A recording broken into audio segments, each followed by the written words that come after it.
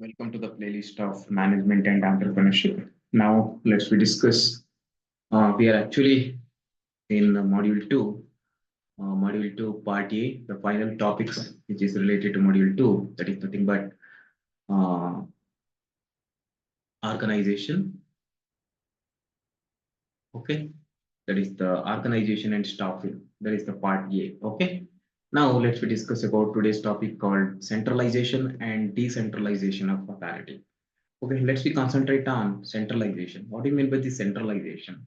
Centralization means here all those activities which result into reduce the importance of role of subordinates. Okay, here the organization will going to give complete authority to the top level management. Here, subordinates or lower level management managers are negligible. So that's why here ಏನೆಲ್ಲ activities conduct ಮಾಡ್ತಾರೆ they will going to give the importance for uh, top level management. Here, mm, the power to take decisions lies with few belongings to top levels.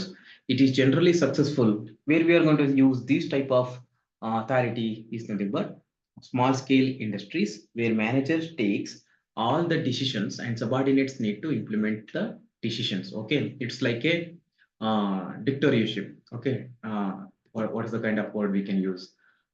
Detect what is the kind? Which kind? Kim Jong Un. Okay, dictatorship like that. Okay, that word we can use. Centralization. I'm going to give certain commands you need to follow. That's it. That is the only criteria in centralization.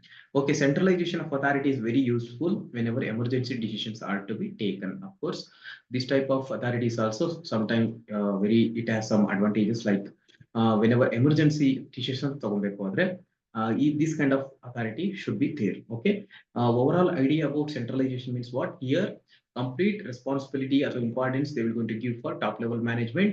Lower level management na reduce the importance of lower level management. And then even though this has some advantages like it, we can use this type of authority, centralization authority in the small scale industries. And then centralization authority is very useful wherever emergency decisions need to be taken. Okay, that is the main it's explanation about centralization. And then uh, decentralization. For example, I'm going to give one local example. In Karnataka we have KB. Previously we have KB only, Karnataka Electricity Board. They only generate, transmit, distribute the electrical energy. But now they will going to segregate. Like that is the main example. Centralization means KEB. Now they will going to say departmentalization means KPTCL, KPCL, SESCOM, MESCOM, BESCOM, JESCOM, HESCOM, distribution companies. They segregate the company. Decentralize means you improve the importance of the roles of the subordinates, improve the roles. Okay, lies with few, decision lies with low level management. Okay, even though certain advantages are there in the centralization leads to standardization of procedure. Of course, there will be a uniformity of actions, development of leadership, coordination of activities is easier due to central control point. Disadvantages are no scope for individual development, only top level managers are developed. Um, there will be overburden on decision makers, difficulty in controlling organization grows bigger in size, specialization may not be into account in many cases. Okay, these are all the advantages and disadvantages. Overall idea already ನಾನು ಹೇಳಿದ್ದೀನಿ. ಇಲ್ಲಿ top level management ಮಾತ್ರ concern ಮಾಡ್ತಾರೆ, importance ಕೊಡ್ತಾರೆ, low level ಮ್ಯಾನೇಜ್ಮೆಂಟ್ಗೆ importance ಕೊಡಲ್ಲ. That is the main explanation about centralization. Decentralization. ಈ decentralisation ಅಲ್ಲಿ ಏನಾಗುತ್ತೆ ಅಂದ್ರೆ ಕಂಪ್ಲೀಟ್ ಅಥಾರಿಟಿನ dispersal of decision making power to lower level management. Hence there will be increase of autonomy due to delegation of authority and responsibility to lower level managers. Okay, ಇಲ್ಲಿ ಏನ್ ಮಾಡ್ತಾರೆ ಅಂದ್ರೆ decision making power ನ ಎಲ್ಲಾ lower level management ಗೆ distribute ಮಾಡ್ತಾರೆ. So that's Y there will be increase of autonomy due to delegation of authority and responsibility to lower level managers. Okay, lower level ಮ್ಯಾನೇಜರ್ಸ್ಗೆ authority ಮತ್ತೆ responsibility ಇದನ್ನೆಲ್ಲ ನಾವು ಕೊಡ್ತಾ ಹೋದ್ರೆ ಆಟೋನಮಿ ಅವರೇ ಇಂಡಿವಿಜುವಲ್ ಆಗಿ ಅದನ್ನ ಡೆವಲಪ್ ಮಾಡ್ತಾ ಹೋಗ್ತಾರೆ ಅಥವಾ ರನ್ ಮಾಡ್ತಾ ಹೋಗ್ತಾರೆ. ಫಾರ್ ಎಕ್ಸಾಂಪಲ್ ಯಾವ್ದು ಎಕ್ಸಾಂಪಲ್ ತಗೋಬಹುದು, KMF ತಗೋಬಹುದು. KMF ಯಾವುದು, Chamarajanagar milk federation, Mysuru Mymul, Mandya Mamul, Bemul, Bengaluru. So different kind of individuals.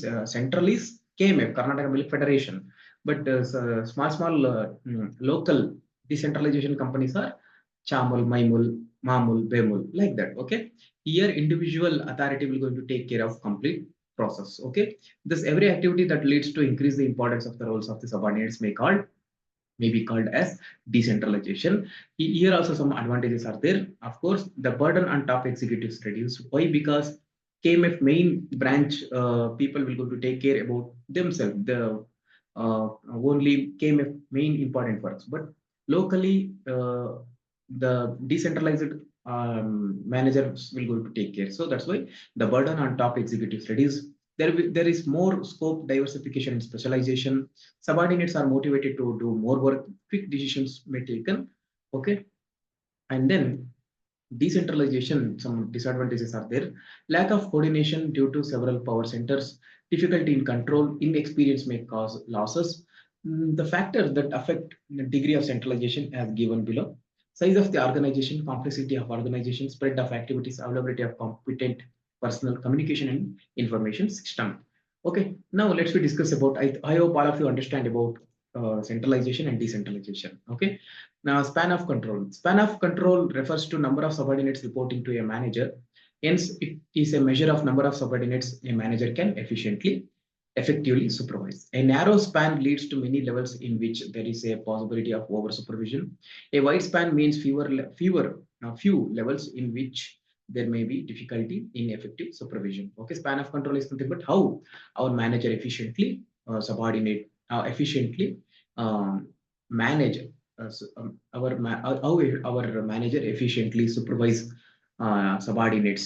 Okay, span of control should be minimum. So okay, span of control refers to number of subordinates reporting a manager. ಎಷ್ಟು ಜನ ಒಬ್ಬ ಮ್ಯಾನೇಜರ್ಗೆ report ಮಾಡ್ಕೋತಾರೆ, ಅವ್ರನ್ನ ಅವನು ಎಷ್ಟು ಎಫಿಷಿಯಂಟ್ ಆಗಿ ಮ್ಯಾನೇಜ್ ಮಾಡ್ತಾನೆ, that is nothing but span of control.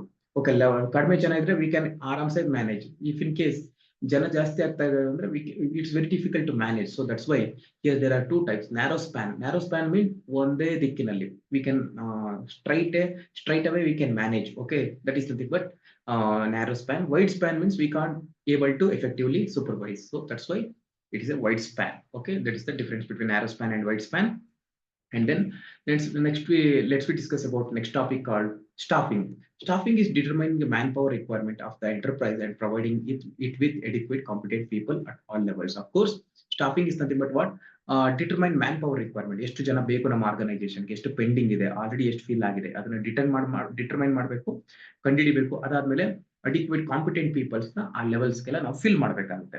The organisation structure as various positions which with different kind of task and responsibilities. ಯಾಕೆಂದ್ರೆ ಆರ್ಗನೈಸೇಷನ್ ಅಲ್ಲಿ there are multiple types of levels ಇರುತ್ತಲ್ವಾ, ಅಲ್ಲಿ different types of jobs ಇರುತ್ತೆ.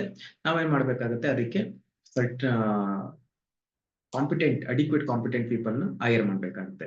Filling and keeping these positions with right people in the staffing phase of the management functions. Okay, and then staffing involves several sub functions as given below. Manpower planning ಮಾಡ್ಕೋಬೇಕಾಗುತ್ತೆ, recruitment ಮಾಡ್ಬೇಕಾಗುತ್ತೆ, selection ಮಾಡ್ಬೇಕಾಗುತ್ತೆ, ಅವ್ರಿಗೆ training and development ಮಾಡ್ಬೇಕಾಗುತ್ತೆ, performance appraisal with a compensation provided in order to get efficient work from the employees. And then staffing is very important because of following reasons.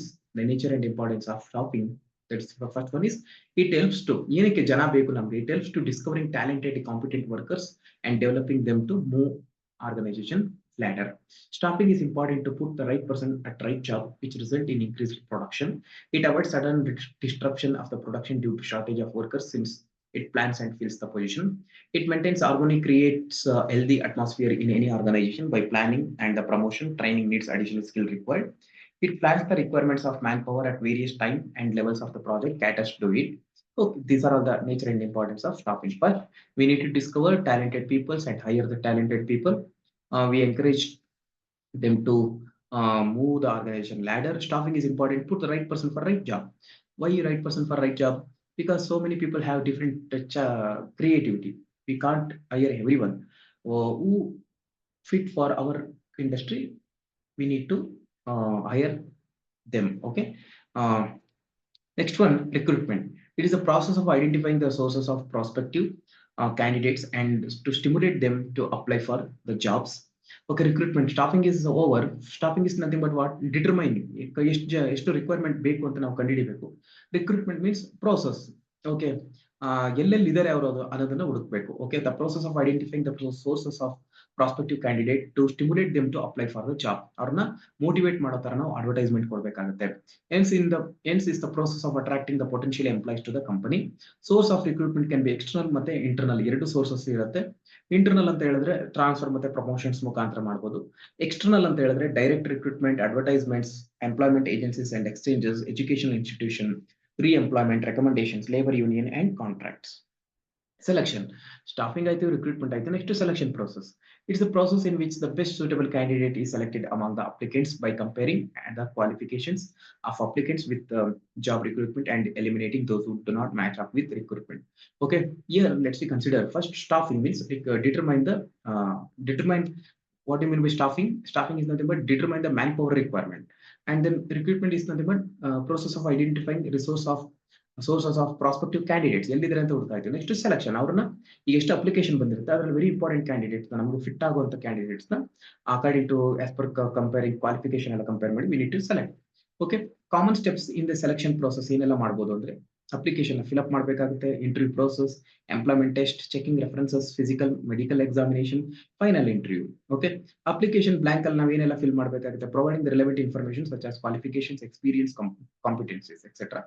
Initial interview carried out for preliminary evaluation of appearance of the candidate, clarification on any points may be obtained during this phase.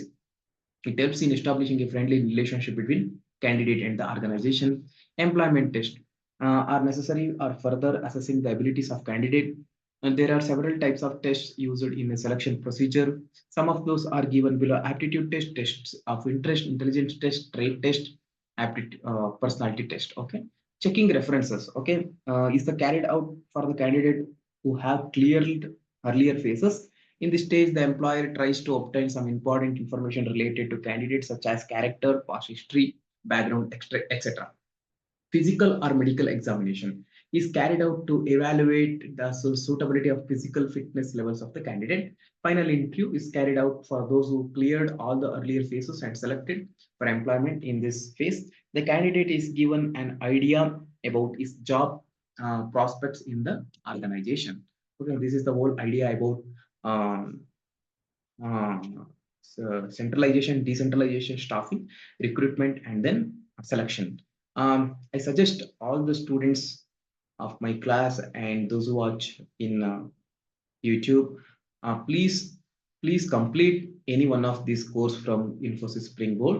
That is for first one is course management, risk management related to Ripple, and then strategic management course, retail management course, media management course, production management course, investment management, effective events management course, and then so many courses are available in the management related course. In this, you can type in the Infosys Springboard. You need to create your account, and then it's free of cost. And then you need to type management related course. You can take very interesting. You according to your interest, you can choose any one course and complete the course and get a certificate. You can get a certificate and upload in the LinkedIn profile.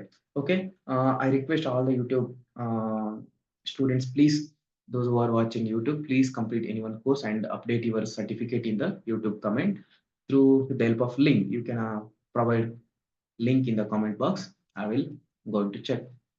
I can say I am very happy if you completed any one of course in the Infosys Springboard. Okay, that much is enough for this class. This completes your module 1 part B, module 2 part B, sorry, module 2 part B. That is nothing but